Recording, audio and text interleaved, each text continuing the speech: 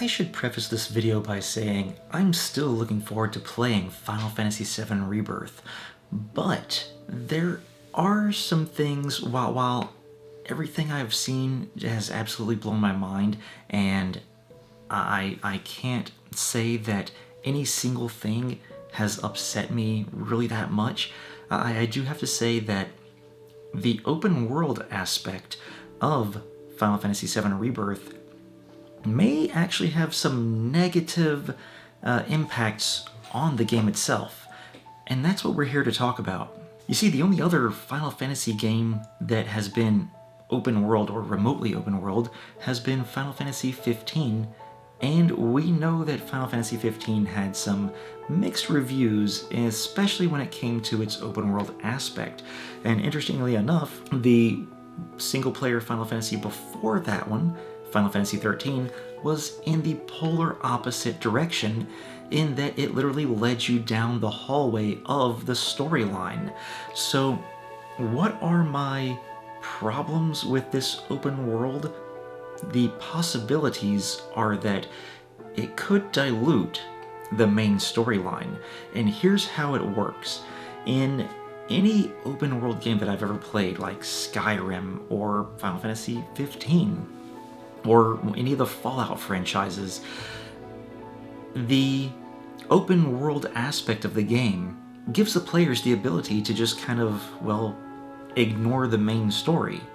And in doing so, they sometimes dilute the main story by causing it to be spread out over this huge gameplay, with only having chunks of main story interspersed throughout all this side content.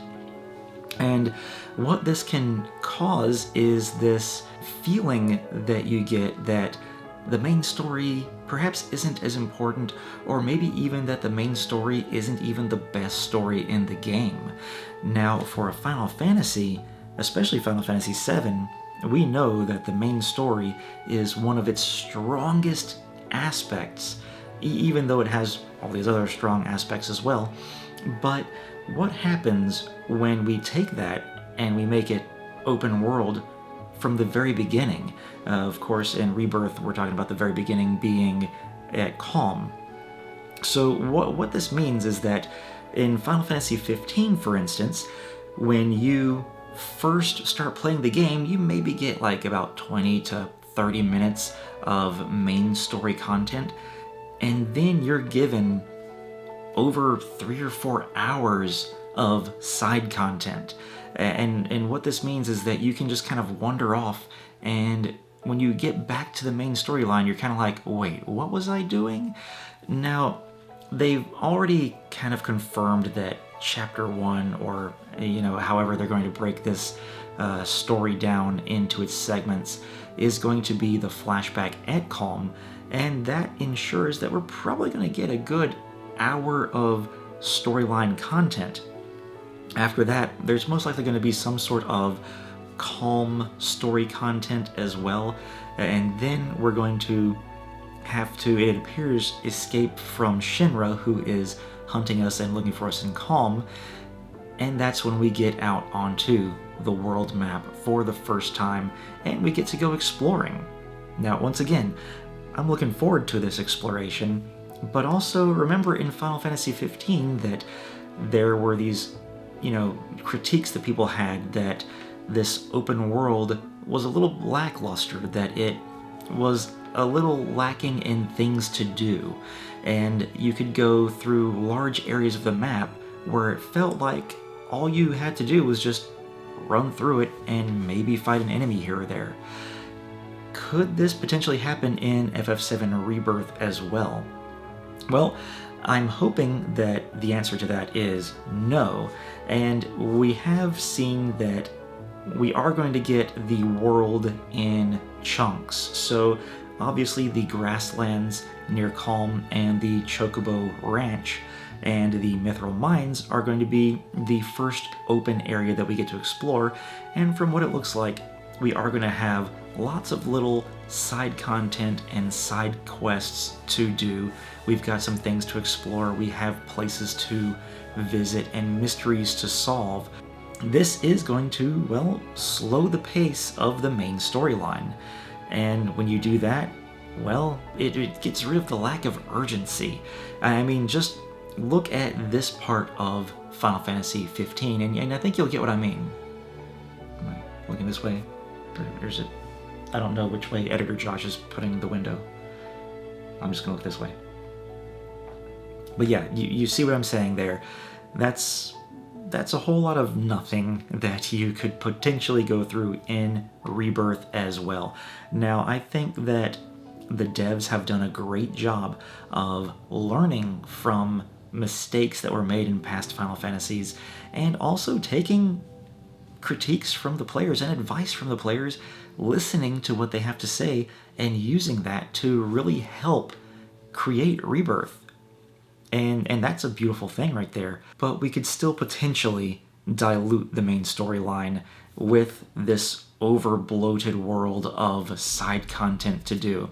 Now, I think the best way that they can handle this is by kind of introducing this to us in sort of a cone shape, where at the very beginning we have a few side quest contents to do, and in the grasslands, it does appear that the grasslands will be a relatively smaller area to explore, but as the game progresses, we slowly get more and more side content to do.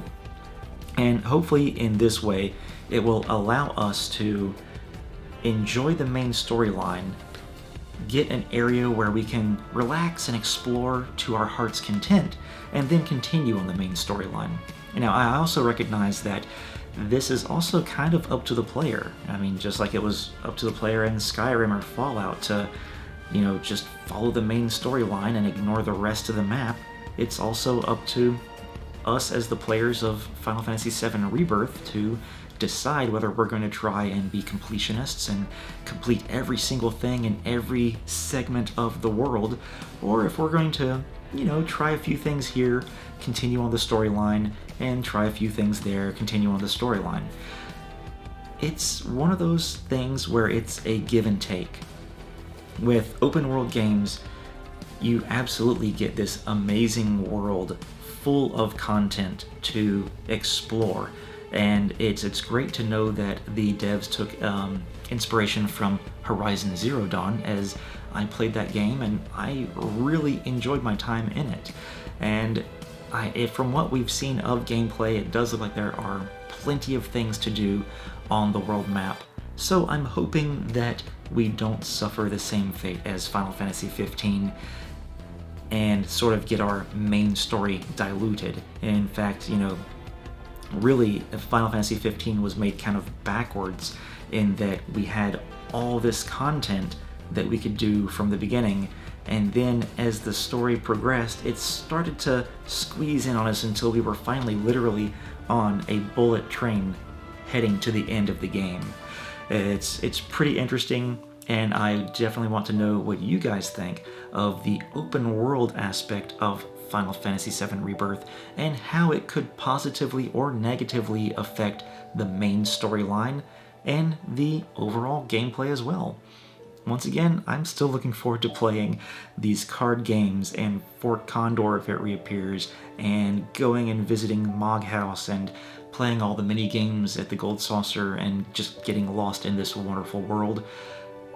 And knowing that Final Fantasy's main story and its characters are its strongest elements, and that they did a pretty darn good job in Remake, I'm hoping, but fingers crossed, that Rebirth is also going to balance itself very well. Thank you guys for watching. Hope that you guys will comment below on what you think, and check out more Final Fantasy content on the FailroadExpress. Check you guys next time.